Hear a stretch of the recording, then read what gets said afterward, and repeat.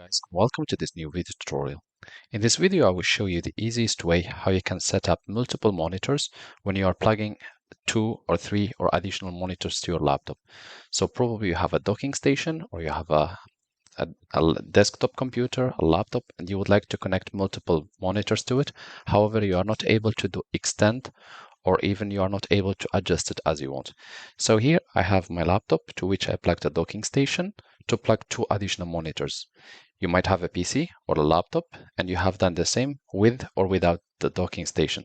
So in this video, I'll show you the easiest way how you can do the settings. Press the Windows sign and the letter X. Select Mobility Center. Disconnect display. Sometimes it might not work on the first place, so you want to try again. Windows button plus X, Mobility Center. Disconnect display. And here you will have the option to second screen only, extend, duplicate, or PC screen only. So for now, I will select extend and it should select it. Once done, or once you see it in orange, you can click out. Now we click on the desktop with the right button of the mouse and select display settings. Now we are going to click identify, and there is this number which will show up in each of the monitor. Again, so here I have 3 monitors plugged through a docking station, so they show all of them. You have to remember that number 1 is your laptop. If you are using a laptop, it's your laptop screen. Number 2, 3, 4, 5 is the external monitors connected. So to adjust them, you can do as following. So for example, if you do